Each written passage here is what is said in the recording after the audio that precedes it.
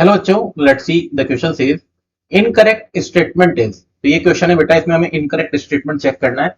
The equation of second ionization potential is x gaseous, it gives x2 positive plus 2 electron. The second one is second ionization potential of an element is lower than third ionization potential. Ionization energy is expressed in the unit of kilojoule per mole and ionization enthalpy are always positive for a neutral atom. So the key concept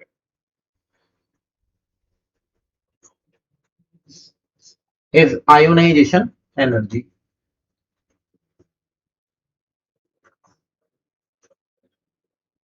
या आप बोल सकते हो बेटा potential,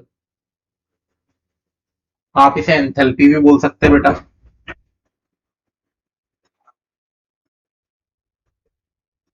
clear? तो आइए बेटा हम लोग एक एक करके चेक करते हैं। तो सबसे पहले फर्स्ट ऑप्शन की बात कर रहे हैं।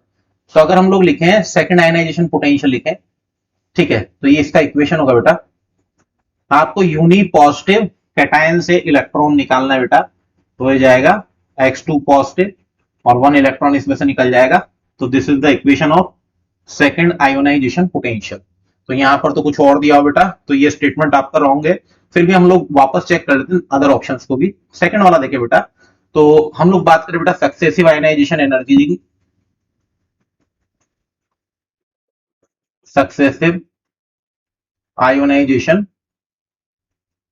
एनर्जी की हम लोग बात करें बेटा, तो ionization potential 1 is less than ionization potential 2 is less than ionization potential 3। Clear है बेटा? तो हाँ, यहाँ पे बोल रहा है सेकंड जो है बेटा उसकी वैल्यू लोअर होने वाली, तो बिल्कुल ये वाला तो सही है।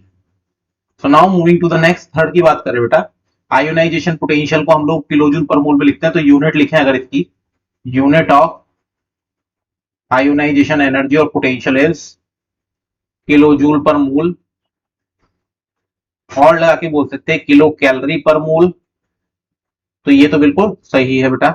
Now moving to the fourth one, ionization enthalpy are always positive for neutral atom. तो अगर हम किसी न्यूट्रल एटम में से, आइसोलेटेड गैसियस एटम से अगर हम लोग इलेक्ट्रॉन को निकालते हैं बेटा, तो आयोनाइजेशन पोटेंशियल की वैल्यू हमेशा कैसी रहती है बेटा?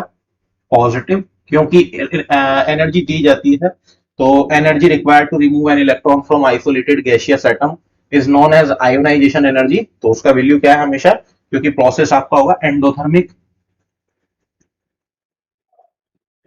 तो इसकी वैल्यू क्या हो जाएगी बेटा? Positive. So the right answer is option first, क्योंकि ये एक इनकरेक्ट स्टेटमेंट है। Hope you understood it well. Best of luck.